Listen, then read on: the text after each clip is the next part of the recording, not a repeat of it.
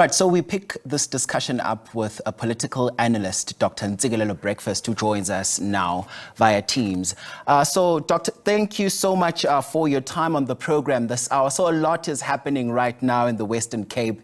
And I mean, for the ANC, 113 years of existence, and a lot has happened over the years there. And we've been told that it is now a time for reflection and a time for introspection for the party. Would you agree? Yes, the party needs to look back and then look ahead. The party has a rich history, and in order for the party to reflect on contemporary specificities, the party needs to have a historical appreciation. But there needs to be a balance, because I think in the past, the party has tended to overplay its historical narratives.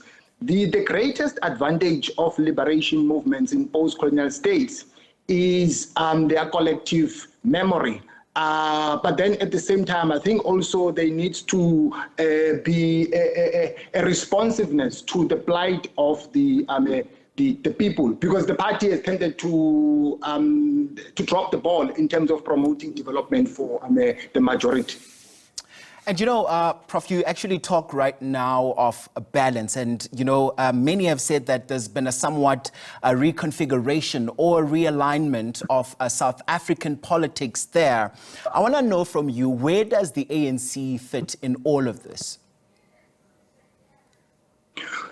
Look, I mean, one party dominance is a thing of the past. The party has suffered a serious blow. The ANC is no longer a hegemonic force. Political power in post-colonial states comes from two spaces, namely the rural section of the population and urban centers. So the party, when you look at where it has lost ground in urban centers.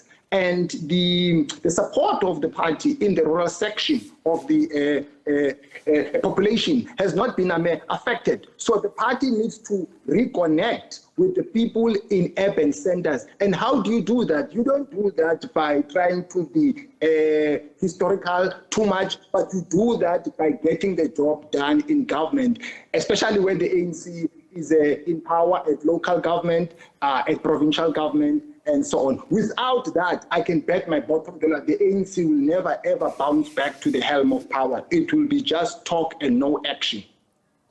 And you are speaking to that all of this could just be rhetoric, but ultimately as well, this all trickles down to the people on the ground where it actually matters the most. I remember colleague Samgele just a moment ago spoke to one ANC member. They were talking about service delivery issues, and I think he made a case in point about the location that they chose to have these celebrations at. Spoke about some of the plight of the community members there. They spoke about unemployment, they spoke about crime, as well as many other issues that trouble communities on the day-to-day. Is President Cyril Ramaphosa really likely to touch on all of this?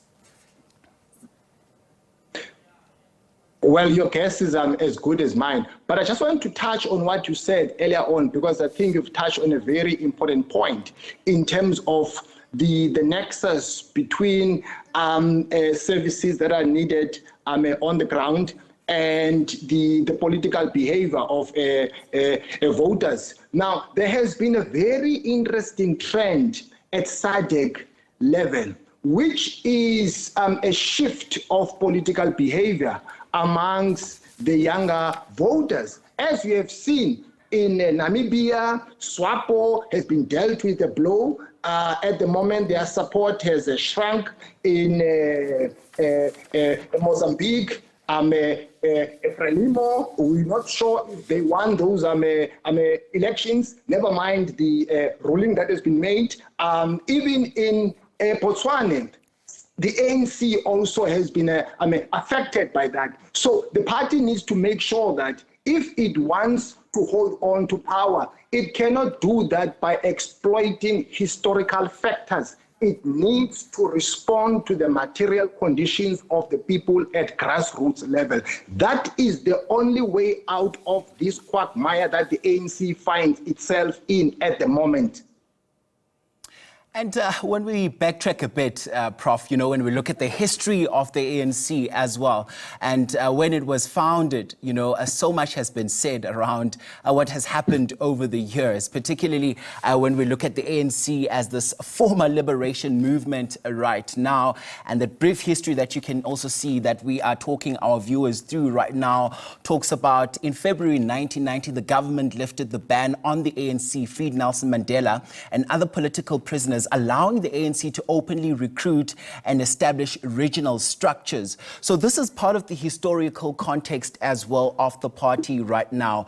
When we look at it then and when we look at it now, many have said that, they feel the party has lost touch with the pulse of the people on the ground. And this realignment and reconfiguration that we keep talking about and making reference to, how would they have to move about gaining the trust of the people again? I fully concur with you that there needs to be historical appreciation.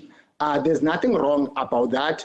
But the point I was making earlier on is that the ANC has tended to engage in a reverse discourse by overplaying the past and doing little in the future or at the moment. So that's the point I was making. So I'm saying this is my main line of argument. Where did the ANC lose ground?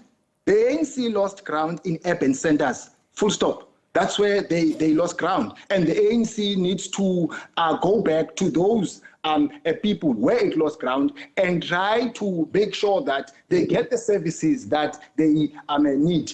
The ANC has done a thorough analysis over the past couple of months in terms of how it has lost power, but I think now it needs to reduce that in action, not in black and white, because they do have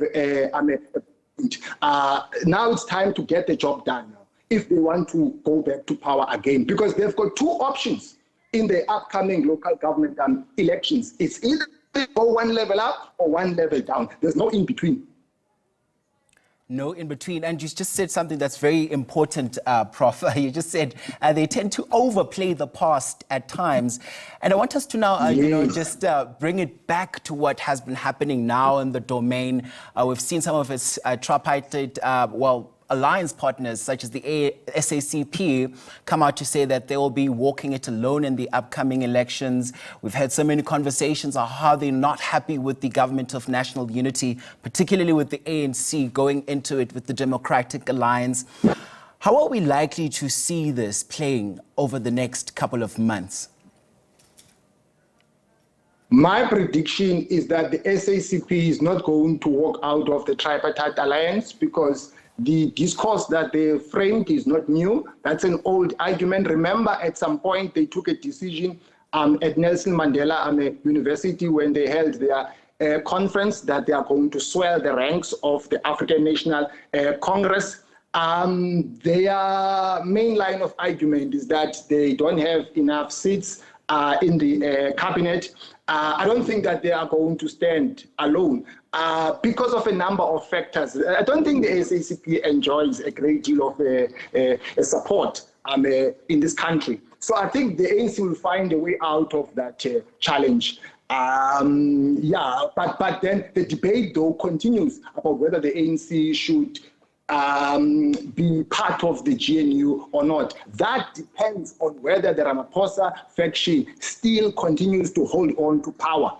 So there are two possibilities there. It's either the president of the ANC, because the constitution of the ANC doesn't say that he cannot continue. So he can continue as a president of the ANC, but then steps down as the president of the country. Ombalula will take over.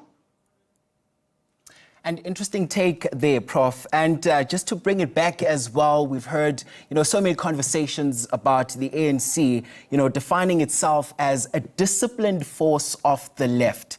And, on many occasions, this has also spoken to the hopes, to the dreams, to the aspirations of many. Is this still the case?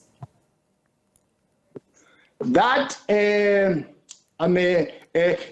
description was made in 1969 at the Morogoro conference But I would say that the ANC, what do you mean by that? I don't know what is meant by that. Are you saying that the ANC is the leftist organization? But I think the ANC is not a leftist organization, it's a center-left organization, because we've seen neoliberal policies, in particular at local government level, outsourcing and so on. So you can't say that you are a disciplined force of the left. But I think the ANC is a broad church at the moment. For instance, the ANC, even at the present moment, has joined forces with the DA, which is not a leftist organization, which is more of, I don't know, a right organization or a liberal organization. So definitely it's not a disciplined force of the left. There's nothing of the sort. And indeed, I'm just, as we're having this chat, Prof, just checking against our fact checker as well on the side where we see that is, of course, compiled by our research department.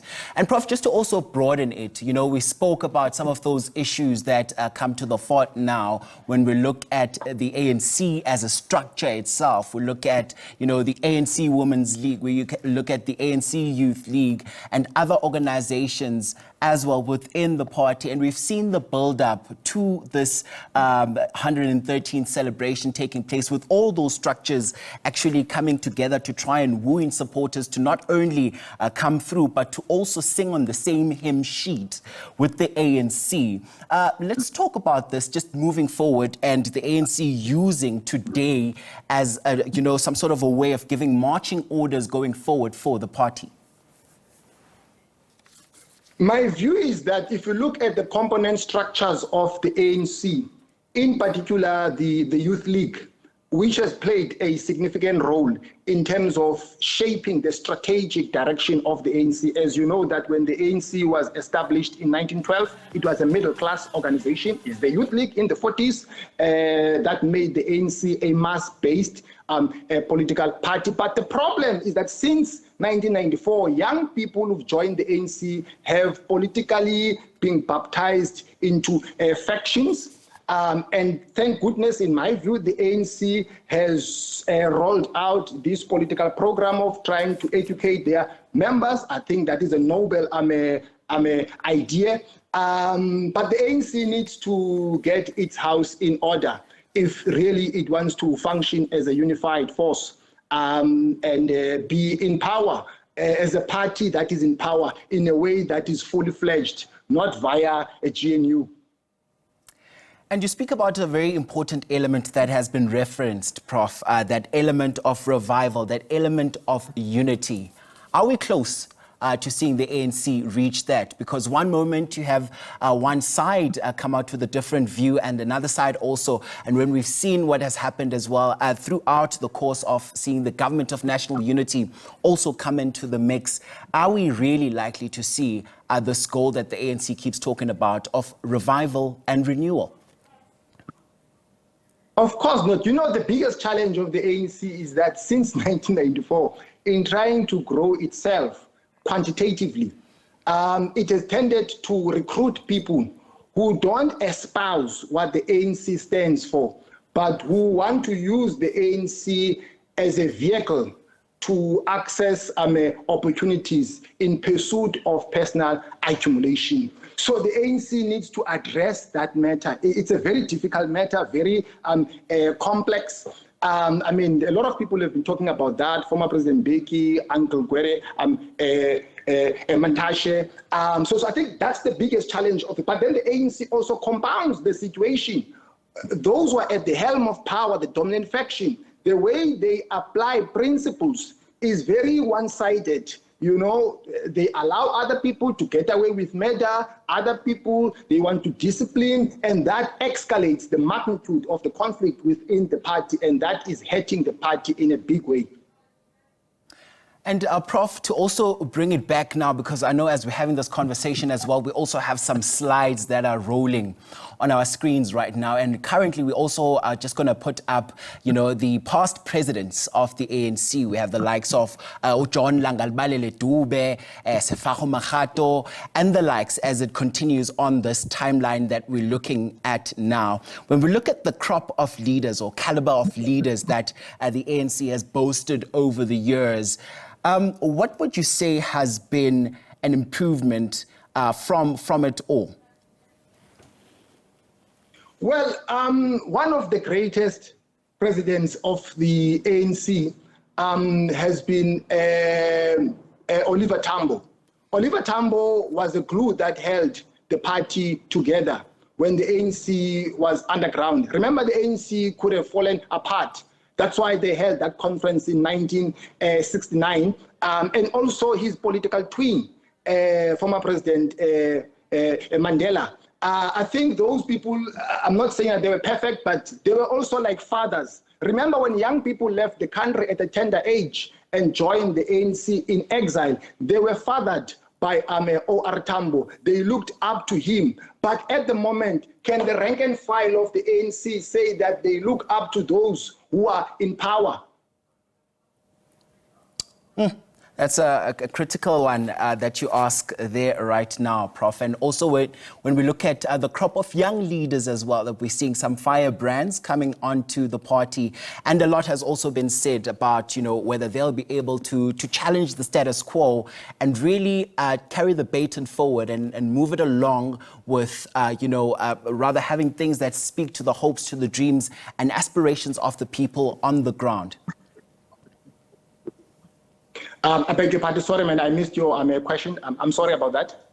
Yes, I'm continuing on this point that you're making right now on leadership, particularly when we see some young firebrands also come into the fray. For example, case in point, the ANC Youth League, and so much has also been said about their ability to challenge the status quo. Yeah. Yes, for sure. Frantz Fanon once said, each and every generation has its own agenda. I think there has been a paradigm shift amongst young people now, because young people are the mostly affected group in terms of unemployment, inequality, and so on. And if you look at voter turnout, it has tended to be low amongst the youth. So the ANC needs to gravitate a lot to young people, and it needs to do that by trying its level best to improve the material conditions of young people. Because young people, most of them, they have lost interest in politics. I'm not trying to attack older people, but because they feel let down by those who are at the helm of power and who are older than them. So young people also, they need to be included in positions of power as well, so that they can see those of their own and not only see those who are not of their own. All right, Dr. Ntsikelelo Breakfast, I must say it's always a pleasure to hear your insights. Always great chatting to you right here on the channel. Thank you so much for your time this hour. I'm sure we'll be picking this up a bit later on in the program.